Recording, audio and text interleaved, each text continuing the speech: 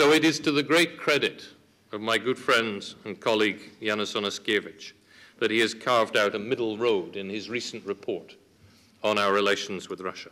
In good liberal tradition, Yanis has rejected the extremities and engaged with the realities. It's in the interests of both Russia and the European Union to communicate, to cooperate, and to trade in ways that build trust, and that is what his report calls for. What is equally the case, however, is that we cannot pretend that Russia is beyond reproach. It is a country that uses energy supplies as a weapon, a country whose cavalier conduct in the Caucasus and the Baltics is setting its neighbors' nerves on edge, and a country where the rule of law flexes and bends to accommodate the interests of those in power and those in favor with the Kremlin, and turns the screws on those who are not. And elections in Russia are, as we know, no exception. The new agreement between Russia and the European Union should be an exercise in how we work through those difficult issues. And only when that is achieved should the deal be framed as a wholly strategic partnership. And I know that our Russian friends here today understand that those words are not spoken in anger or with any antagonistic intent. Rather, they are expressed in the hope that relations between Russia and the European Union can be built on firmer foundations than those we have today. What really now is the problem is what really is the essence of our problems with Russia. And the essence is not exactly only the fact that Russia is not a democratic country, at least it's not a democratic country the way we understand democracy.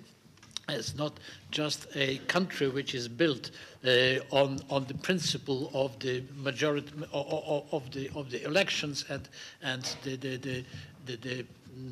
the rule of the majority, but which must be built on the principles of liberal democracy. The reason why this question, I think, is very pertinent is that, after all, Russia is not the only big country we deal with. The other country is China. And after all, with China, we do not have such problems. Russia is somehow different. What makes our relations with Russia so different? It cannot be only the difference in certain values we are attached so much importance to. There must be something else. And I do hope, and I think my colleagues, both Henrik and Graham and others, believe that this seminar will bring us a bit closer to understanding what is the essence of the matter. Just a year ago, Russia's economic performance was a subject of jealousy by many countries, by many governments. Exports of raw material were booming, while oil prices were on a record levels, and cash foreign exchange inflow was absolutely a great contributor to that performance. Russian stock markets were booming, and Russian companies managed to raising billions, selling their bonds and IPOs in the Western markets. How quickly all that changed? Suddenly it turned for many Russians and foreigners as an absolutely different picture. It's appeared to be clear for many people that Russian success in recent years was based mostly on expensive oil and access to cheap foreign loans. As oil prices dramatically fallen down from their record levels, and a system of external refinancing for Russian companies from international foreign banks collapsed, Russia has been hit heavily. Today it became clear that the model built up by Mr. Putin during the last 3 years, model so-called prosperity for friends and jail for opponents, cannot perform anymore. Now it's the question why it happened, why Russia was hit even more heavily than other countries. The answer is very simple. Within last 5 years, no single reform was pursued in Russia, was started or implemented or finished. No single reform. The only reform was implemented, that I call it anti-constitutional reform, when within a short period of time, Mr. Putin and his friends simply eliminated and squeezed all political environment. And right now, there is no political environment at all. There is no possibility for people to establish political party. It means for people there is no chance to step in political life. No possibility to be elected, no possibility to participate in forming the government.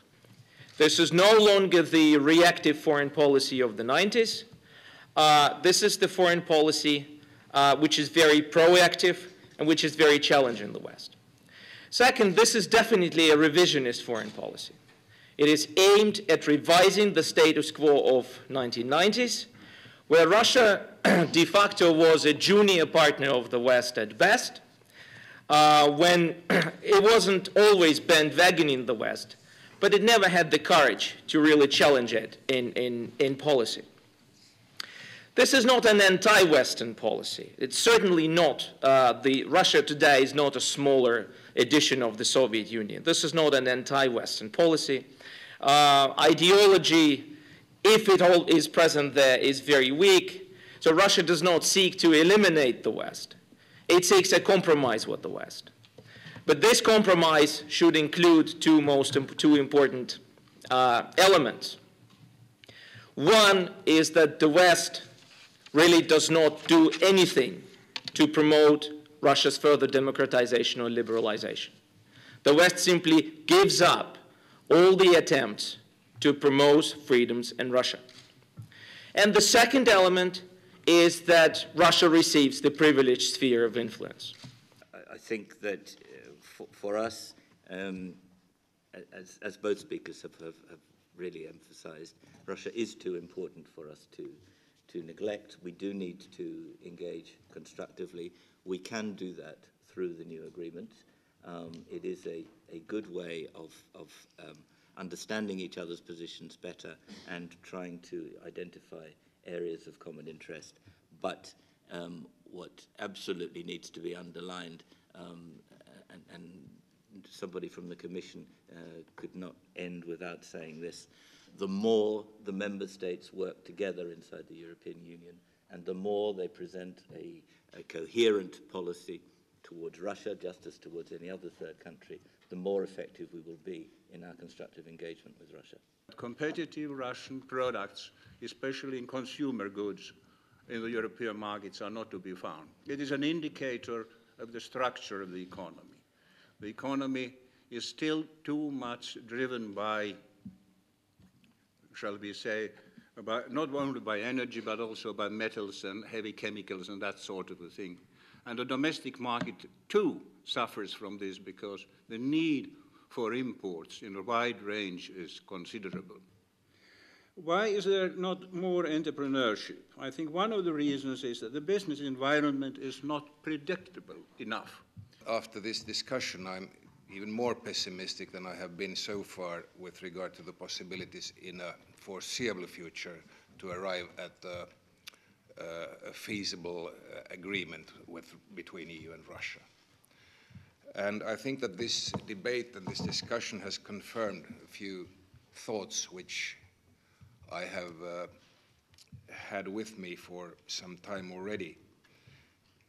Some years ago, I read in a Finnish military publication a researcher he said that it is inevitable with a confrontation between an authoritarian regime and a liberal society, liberal democratic society.